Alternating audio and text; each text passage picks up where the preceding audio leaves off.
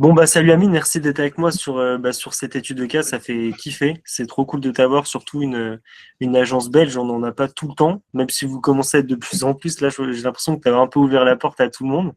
Est-ce que tu peux présenter en, je sais pas, en quelques phrases, quelques mots, qui t'es, qu'est-ce que tu fais, quelle est ton agence, pourquoi tu as monté ça, enfin tu sais un peu un contexte de tout ça quoi.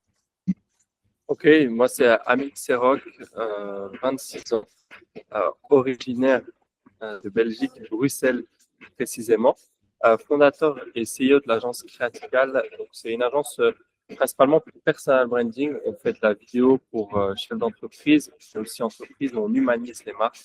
Euh, pour réseaux sociaux principalement.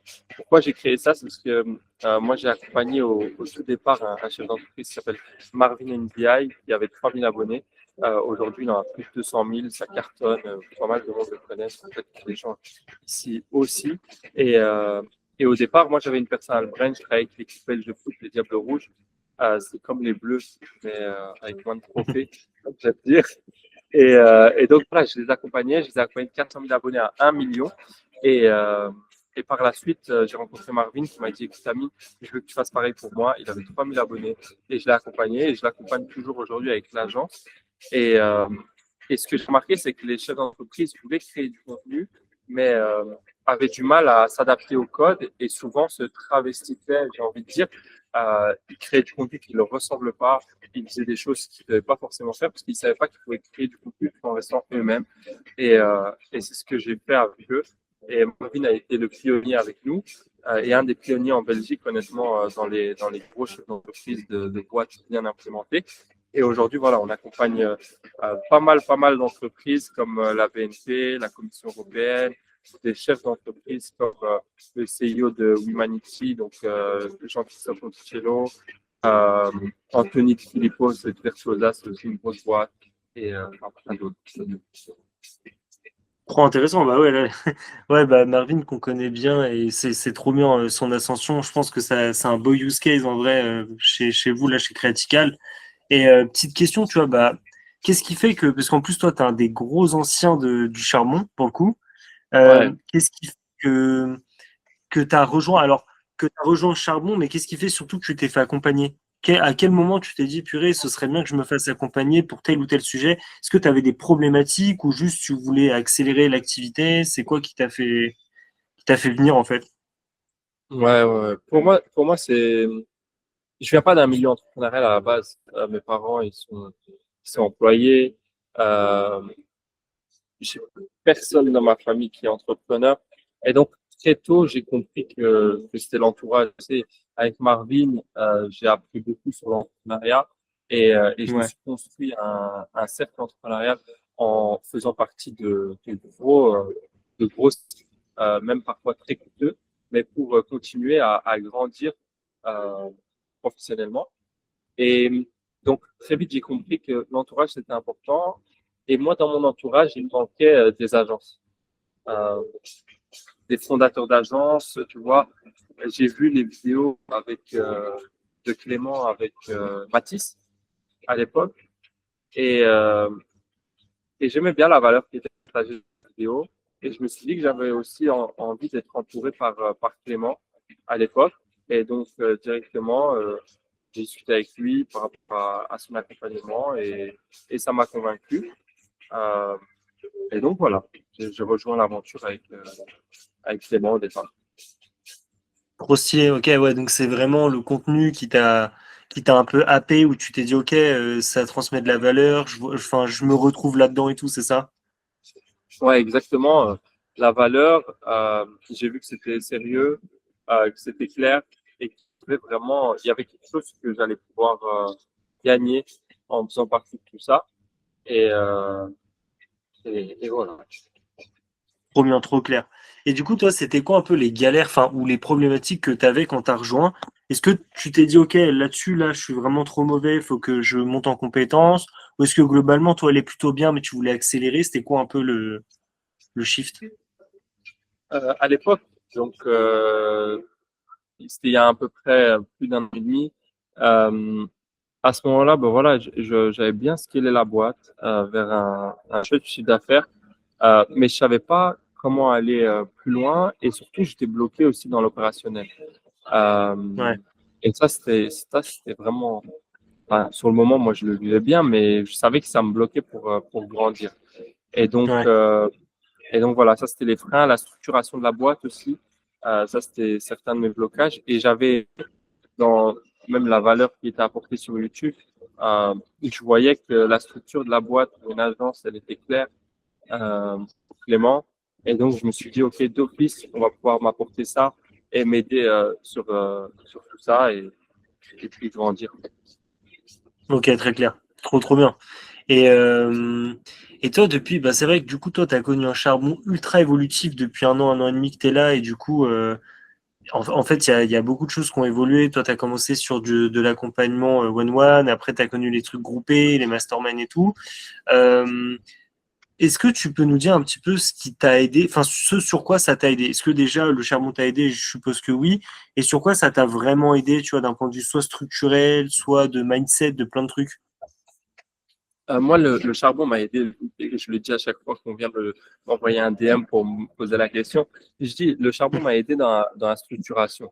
Déjà, moi, à l'époque, j'étais dans l'opérationnel, pas dans tout, hein. J'avais déjà une équipe, sinon on ne pouvait pas atteindre le CA que j'avais déjà à l'époque. Mais par exemple, Ouais, j'étais bloqué dans les tournages parce que j'avais du mal à le déléguer, je trouvais pas la solution et je crois que j'avais beaucoup de peur en interne, de blocage interne. Et donc, avec Clément à l'époque, on a travaillé sur ça et j'ai pu déléguer les tournages. Euh, et ça a été quand même, ouais, c'est très bien parce que ça m'a fait gagner du temps, j'ai été plus focus sur le développement et puis sur la structuration de la boîte. C'est-à-dire que à l'époque, par exemple, j'avais pas d'assistante. Et ok. déjà, ces deux choses, sortir de l'opérationnel, enfin, sortir des tournages, plus une assistante, ça a changé pas mal de choses dans ma vie de chef d'entreprise parce que ben voilà, j'ai gagné en qualité de vie et j'ai gagné en, en temps de travail. Enfin, j'étais beaucoup plus focus sur ce qu'un vrai chef d'entreprise est censé faire. Et, euh, et donc voilà, par rapport à ça, ça m'a énormément aidé. Trop, trop bien. Ouais, donc c'était avant tout structurel. Et parce qu'en fait, c'est souvent. En fait, toi, je pense que tu avais vraiment le bon souci dans le sens où tu avais quand même de l'acquisition, tu connaissais du monde, tu étais quand même très connecté. Mais c'est vrai qu'en fait, le truc qui est chiant, c'est que tu as vite fait d'avoir un plafond de verre. Parce que du coup, si tu es tout le temps dans les tournages et que tu fais tout l'opérationnel, bah, faire l'opérationnel plus faire bah, l'acquisition, ça fait que derrière, en fait, tu prends tout ton temps et enfin, tu vis plus. Donc en vrai, bah, content que ça t'ait aidé là-dessus. Et toi, en vrai, d'un point de vue avec un œil neutre et tout ça, toi qui connais bah, tout du charbon parce que tu as fait presque tous les événements de mémoire et tout, c'est quoi le truc qui fait vraiment la diff dans le charbon? Enfin, c'est quoi que toi, tu as préféré? Qu'est-ce qui t'a aidé le plus, tu vois? Moi, ce que j'ai préféré, c'est le fait d'être le fait d'être entouré par des fondateurs d'agences. Je t'ai dit au départ, moi, je connaissais pas d'autres agences en Belgique ou ailleurs. Et donc, le fait de pouvoir rencontrer des gens qui ont les mêmes problèmes que lui, et pouvoir en parler, et pouvoir échanger, c'est le top. Et surtout, lors d'événements, on a eu l'occasion d'avoir des, des agences à des stades beaucoup plus élevés. Euh, Mhm. et donc là, c'est intéressant aussi d'écouter, d'entendre, de poser ses questions et challenger sa propre vision.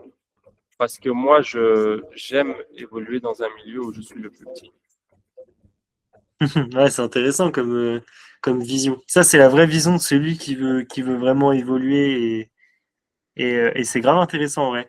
Et tu as le sentiment que, bah, du coup, est-ce que tu trouves que dans le charbon, tu as un vrai aspect communautaire, tu vois? Est-ce que tu as le sentiment que les gens s'aident beaucoup, tu vois, que les agences bossent ensemble? C'est quoi un peu ta vision dessus, vu que tu es une agence du charbon, tu vois?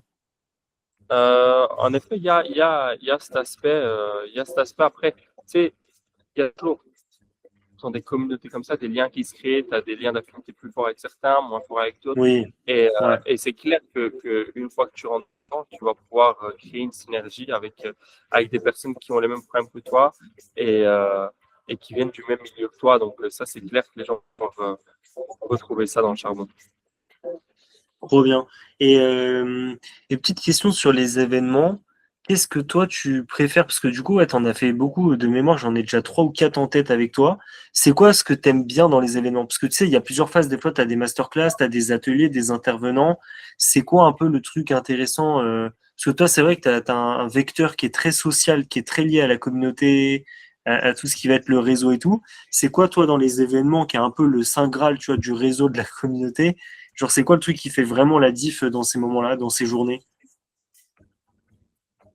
Bah, il y a deux choses. Donc, tu m'as dit qu'est-ce que j'aime le plus et qu'est-ce qui fait vraiment la Ouais, diff. Qu'est-ce qui fait la diff? C'est de faire de connecter avec les gens au plus possible. Ça, c'est ce qui fait la diff quand il y a des événements, peu importe l'événement. Et puis moi, ce que j'aime le plus, c'est comme je t'ai dit, rencontrer, et ça c'est souvent pour moi, en tout cas, à travers les intervenants, rencontrer des intervenants qui sont à un niveau, à un stade plus élevé que moi pour ouais, m'amener à réfléchir et me poser les bonnes questions.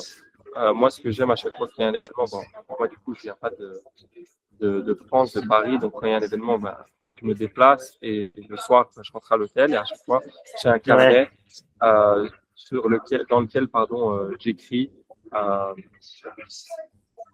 les nouveautés que j'ai en tête, les bousculements qui se sont passés dans mon cerveau et les points d'amélioration et la to-do que je vais pouvoir mettre en place une fois rentré à Bruxelles. Ok, trop bien. Et dernière petite question, vu que tu viens de Belgique, là on commence à avoir de plus en plus d'agences. Ça t'est déjà arrivé de connecter avec une agence de Belgique qui était du charbon aussi ou d'avoir parlé en off, tu vois, avec elle? J'ai déjà rencontré, lors du dernier, avant il n'y avait pas de Français. Pardon. Avant il n'y avait pas de Belges, pardon.